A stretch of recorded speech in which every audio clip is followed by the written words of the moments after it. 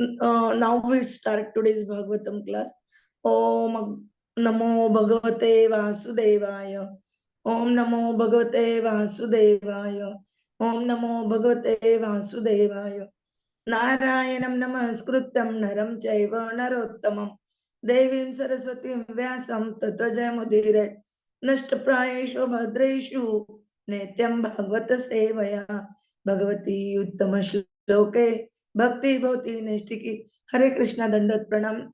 Now we start today's Bhagavatam class. Srimad Bhagwatam, Canto 11, chapter, new chapter 20, shloka number 1 to 6.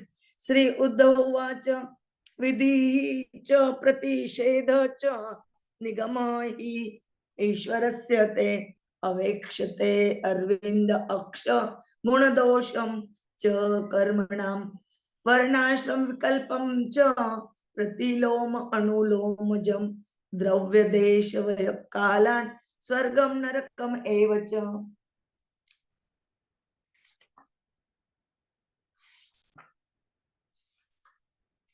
Guna Dosha Bhida Drushtim Antarena Vachastava Nishresam Katam Drunam Nisheda Vidhi Lakshanam Pitru Deva Manushyanam Veda Chakshu Tava Ishvara Shreya Tu Anulabde Arte Sa Adya Sadhana Yo Api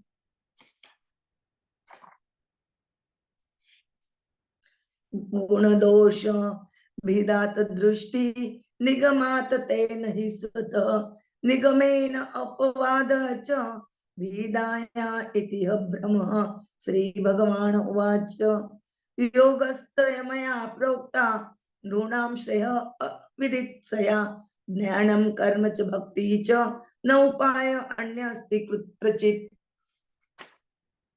Translation and purport by the Srila Prabhupada. Jagat Guru Srila Prabhupada ki jai. Shri Uddhav said, my dear lotus-eyed Krishna, you are the Supreme Lord.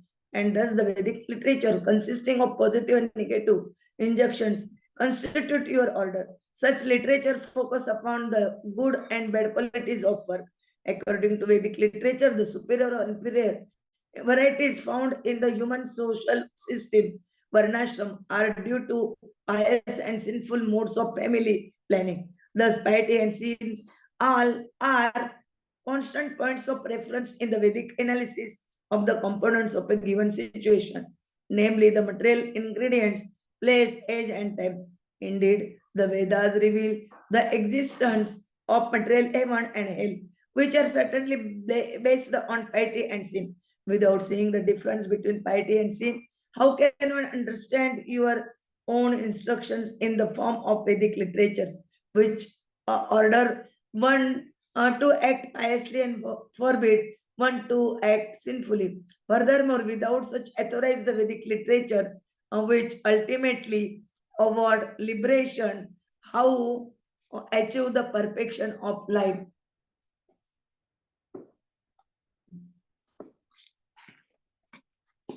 Please photo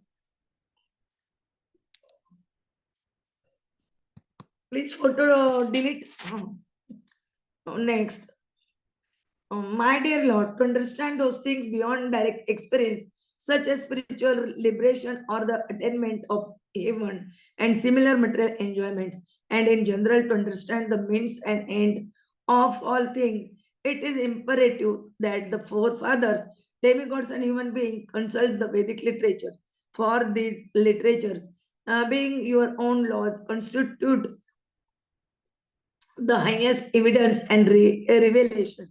My dear Lord, the distinction observed between piety and sin comes from your own Vedic knowledge and does not arise by itself.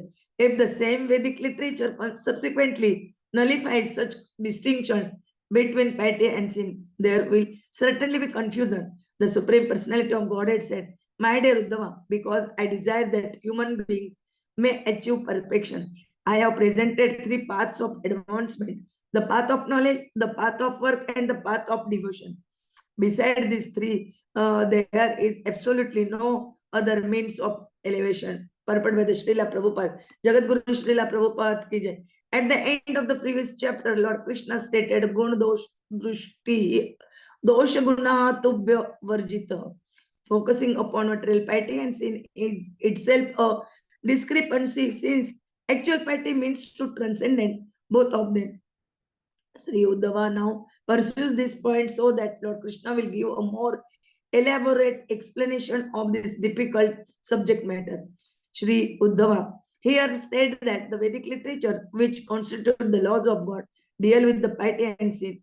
Therefore, it must be clarified how one transcendence activities recommended in the Vedas.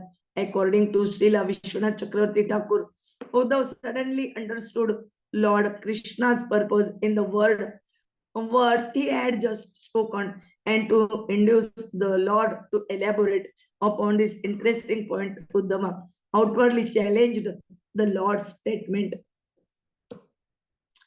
Pratilom indicates the combination of a superior woman with an inferior man. For example, the Vedic community consists of those born of a Shudra father and Brahmana mother, whereas the Sudras are those born from a Kshatriya father and a Brahmana mother, or from a Shudra father and Kshatriya mother. Anulom indicates those born from a superior father and inferior mother. The Murdavasikta are those born of a Brahmana father and Kshatriya mother. Ambashtas are those born from a Brahmana father and Vaishya mother, and they often become medical men. Karan indicates those born of a Vaishya father and Shruddha mother, or of a Kshatriya father and Vaishya mother. That such mixing of caste is not very much appreciated in the Vedic culture is demonstrated in the first chapter of Bhagavad Gita.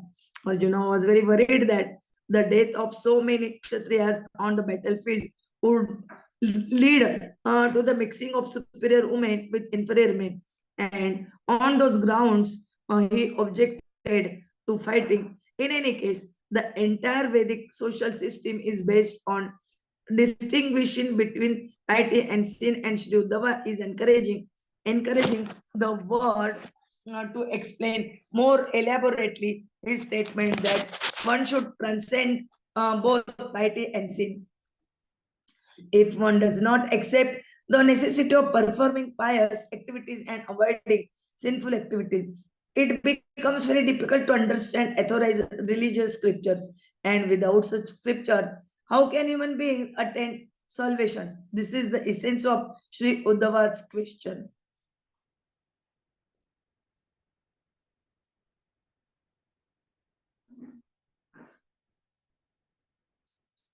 One might argue that while human beings are certainly prone to ignorance, the elevated forefathers and demigods are considered to be all-knowing within universal affairs. If such superior being would communicate with the earth, then everyone could bypass Vedic knowledge in achieving his personal desire. This concept is denied here by the words Vedas Chakshu. Even the demigods and forefathers have at best an ambiguous conception of supreme liberation, and even in material affairs they are subject to personal frustration. Although the demigods are all powerful in awarding material benedictions to inferior species such as human beings, they are sometimes thwarted in their personal program of sense gratification. A rich businessman, for example, may have no difficulty paying this insignificant salary of one of his innumerable workers, but the same wealthy man may be completely frustrated in his dealings with his own family and friends, and may also be defeated in his attempts to expand his fortune by further investments. Although a rich man appear to be all powerful to his subordinate workers, he must personally struggle to fulfill his personal desires. Similarly, the demigods and forefathers encounter many difficulties in maintaining and expanding their celestial standard of living. They must therefore constantly take shelter of superior Vedic knowledge. Even in the administration of cosmic affairs, they strictly follow the guidelines of the Vedas, which are the laws of God. If such fabulous entities as demigods must take shelter of the Vedas, we can just imagine the position of human beings who are frustrated at virtually every step of their lives. Every human being should accept Vedic knowledge as the highest evidence in material and spiritual affairs. Uddhava points out to the Lord that if one accepts the authority of Vedic knowledge, it is seemingly impossible to reject the concept of material piety and sin. Thus, Uddhava persists in examining the Lord's controversial statement at the end of the last chapter. In the Bhagavad Gita 15.15, Lord Krishna states, Vedaicha sarvai aham eva vedya. By all the Vedas, I am to be known. Indeed, I am the compiler of Vedanta and I know the Veda as it is. Vedic knowledge emanates from the breathing of the personality of Godhead. Therefore, whatever Lord Krishna speaks is Veda or perfect knowledge. The Vedic literatures are full of Krishna's and piety and sin is also to be understood as Vedic knowledge. Sri Uddhava has understood this point and therefore requests Lord Krishna to clear up an apparent contradiction. Ultimately, the material world gives the living entities a chance to satisfy their perverted desire and at the same time gradually achieve the liberation of going back home, back to Godhead. Thus, materially piety must be considered a means and never an elaborate uh, where the material piety must be considered a means and never an absolute end, since the material world itself is not absolute, being temporary and limited. The personality of God is himself the reservoir of all virtue and goodness. Those persons and activities that please the Lord are to be considered virtuous, and those that displease him are to be considered sinful. There cannot be any other permanent definition of this term. If one becomes a mundane moralist, forgetting the Supreme Lord, one's position is certainly imperfect and one will not achieve the ultimate goal of piety, going back home, back to Godhead. On the other hand, there is great fear among moralists that if the distinction between piety and sin is minimized, people will commit many atrocities in the name of God. In the modern world, there is no clear understanding of spiritual authority, and moral men consider any appeal to transcendent morality to be an invitation to fanaticism, anarchy, violence, and corruption.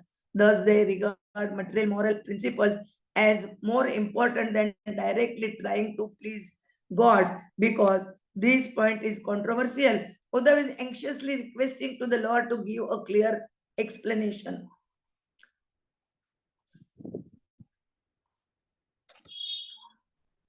Ultimately, the goal of philosophical speculation, pious regulated work, and devotional service is the same. Krishna consciousness, as stated by the Lord in Bhagavad Gita 4.11.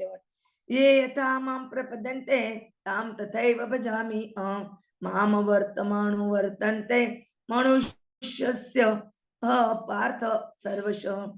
All of them, as they surrender unto me, I reward accordingly.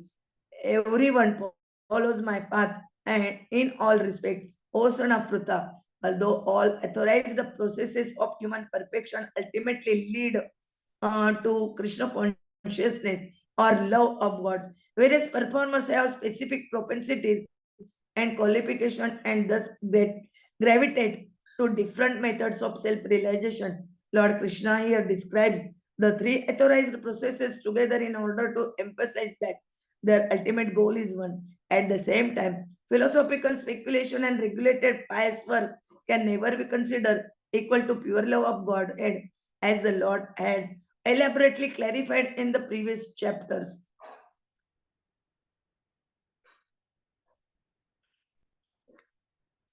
The word traya or three indicates that despite their ultimate oneness of purpose, the three paths display diversity in progress and achievement.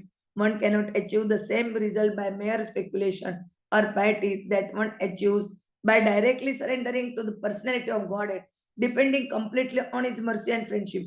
The word karma here indicates work dedicated to the personality of Godhead as described in Bhagavad Gita 3.9. Yajnartham karmana anyatra lokayam karma bandhana tat artham karma paunteya mukta sangha samachara. Work done as a specific for Vishnu has to be performed. Otherwise, work binds one to this material world. Therefore, O son of Kunti, perform your prescribed duties for his satisfaction. And in that way, you will always remain unattached and free from bondage. In the process of Dhyan 1.6, impersonal liberation by merging into the glaring effulgence of the personality of Godhead. Such liberation is considered hellish by the devotees because by merging one loses all awareness of the supreme blissful feature of the Lord as Bhagwan, the supreme person.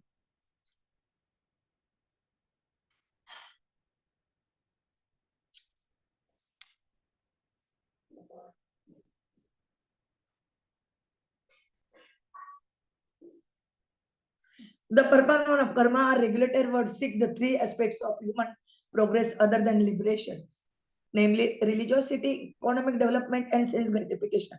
The primitive workers think that by exhausting each of their innumerable material desires, they will gradually come out of the dark tunnel of material existence into the clear light of spiritual liberation. This process is very dangerous and uncertain because not only is there virtually no limit to material desire, but even a slight flaw in the process of regulated work constitutes sin and throws one of the path of progressive life. The devotees directly aim for love of Godhead and are therefore most pleasing to the Supreme Lord. In any case, all three divisions of Vedic elevation depend completely on the mercy of Lord Krishna. One cannot progress along any one of these paths without the blessings of the Lord.